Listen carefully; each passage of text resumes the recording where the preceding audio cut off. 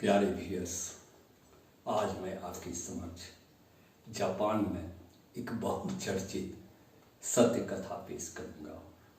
मुझे उम्मीद है मेरी ये कहानी आपके लिए, आपके पढ़ रहे बच्चों के लिए, हमारे शिक्षक समुदाय के लिए लाभकारी होगा तथा शिक्षण कार्य की सफलता को सुनिश्चित भी करेगी।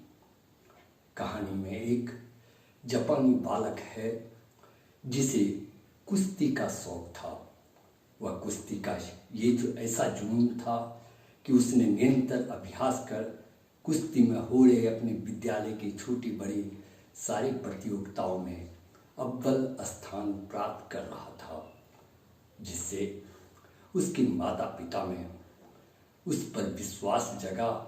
उसे उम्मीद हुई कि उसका बच्चा, उसका बालक इस कुश्तीबाजी के क्षेत्र में नाम और पैसे कमा सकता है और उसे समाज में, देश में गौरवान्वित कर सकता है। यह क्रम चल ही रहा था कि एक दुर्घटना घटी और उस दुर्घटना में उस बच्चे के दाहिने हाथ को डॉक्टरों के द्वारा काटना पड़ गया। दाहिना हाथ विहीन हो वह बच्चा निराश हो गया।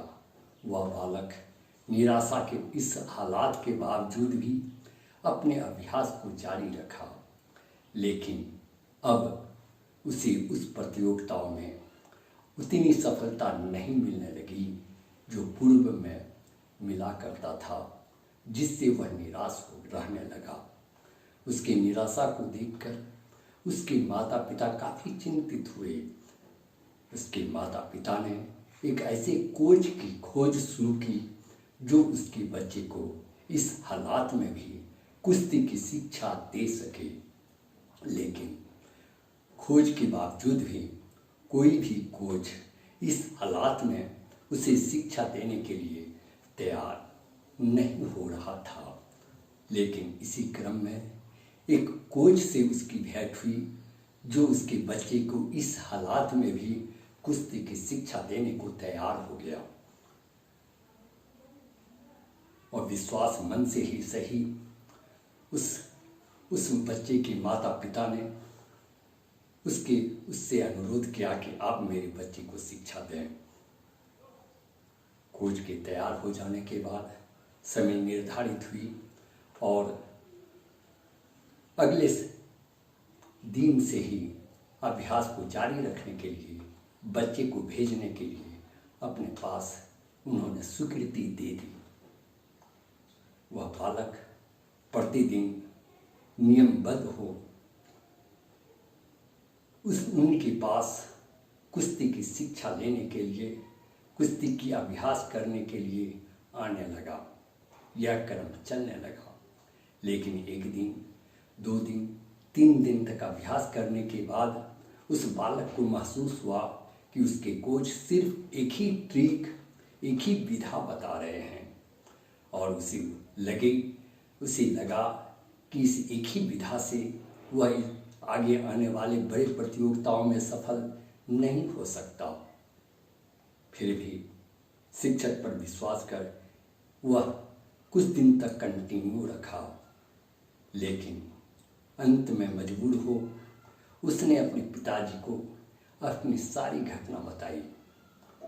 उसने स्पष्ट कहा कि उनके कोच उन्हें सिर्फ एक ही ट्रिक बता रहे हैं और मुझे उम्मीद है कि इस एक ट्रिक से मैं सफलता नहीं प्राप्त कर सकता।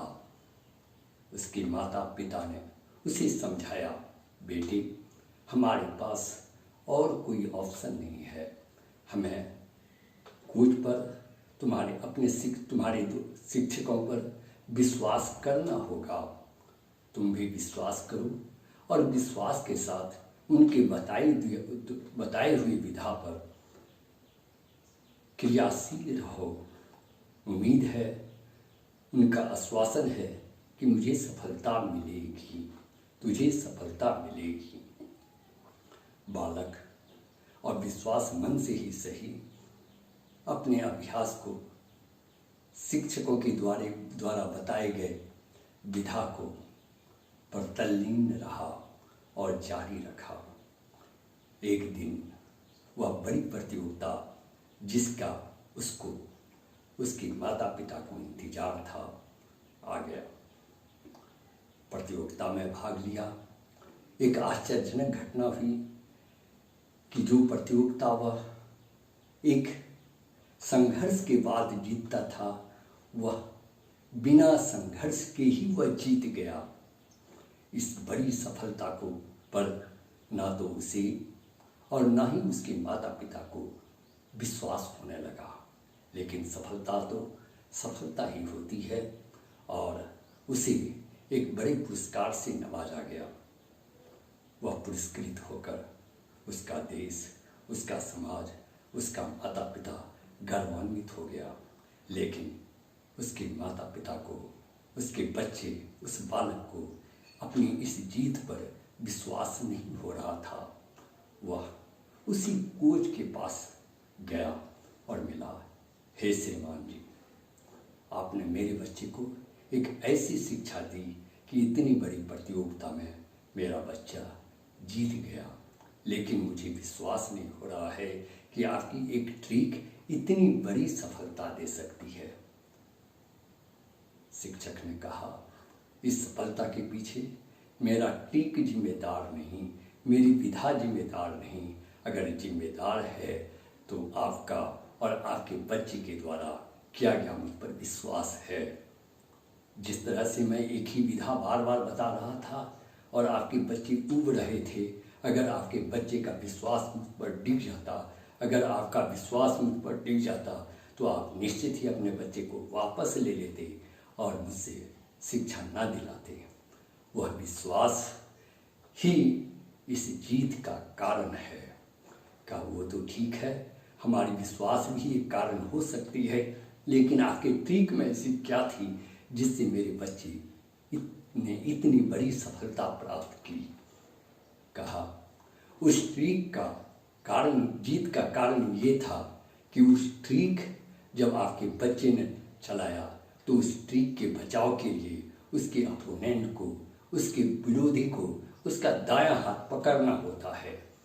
वह इस ट्रिक से बचाव के लिए दायां हाथ पकड़ने के लिए झपटा, लेकिन आपके बच्चे में दायां हाथ नहीं था, जिससे उसके शरीर ने जर्क पाया और वह जमीन पर गिर गया और आपके बच्चे की विजय हो गई।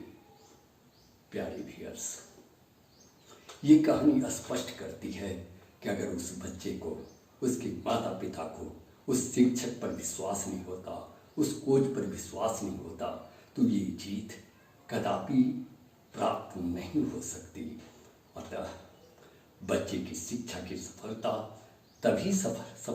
तभी मिल सकती है जब बच्चे को और आपको शिक्षक के द्वारा दी जा रही शिक्षा पर, शिक्षक संस्थानों के बनाए गए नियमों पर श्रद्धा रखनी होगी, पालन करना होगा और उसको आदर से स्वीकार करना होगा। तभी आपके बच्चे सफल होंगे, ये समाज शिक्षा के क्षेत्र में सफल होगा। धन्यवाद।